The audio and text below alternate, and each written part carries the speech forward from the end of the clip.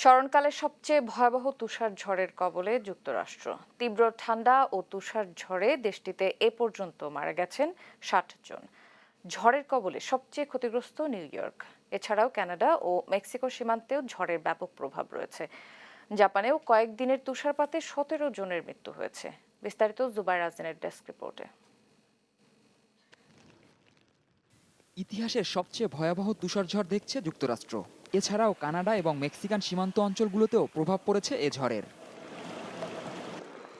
সবচেয়ে বেশি ক্ষতিগ্রস্ত নিউ ইয়র্কের বাফেলো শহর। শুধু এখানেই প্রাণ হারিয়েছেন ২৮ জন। বাফেলোর গভর্নর বলেন, এ ঝড় বাফেলোকে যুদ্ধক্ষেত্রে পরিণত করেছে। রাস্তার পাশের যানবাহনগুলোর অবস্থাও করুণ। ধারণা করা হচ্ছে বরফ গলা শুরু করলে আটকে পড়া গাড়ির সন্ধান পাওয়া গেলে হতাহতের সংখ্যা আরও বাড়তে পারে। এছাড়া জরুরি পরিষেবার গাড়িগুলোও তুষারের কারণে রাস্তায় আটকে পড়ে আছে। তুষারঝড়ের কবলে বাচ্চাসহ এক পরিবার আটকে পড়েছিলেন গাড়ির ভেতর। ১১ ঘন্টা পর বড়দিনে তাদের উদ্ধার করা হয়। প্রতিবেশী কানাডায়ও ব্যাপক প্রভাব পড়েছে তুষারঝড়ের।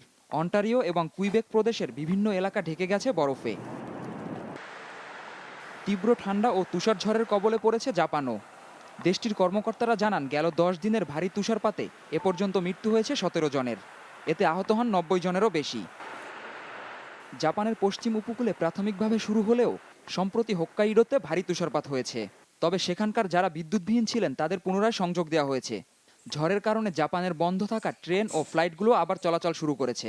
এছাড়া বাসিন্দাদের তুষার অপসারণের সময় একা কাজ না করার আহ্বান জানিয়েছেন স্থানীয় কর্মকর্তারা। জুবায়ের রাজিন, দেশ টিভি নিউজ ডেস্ক।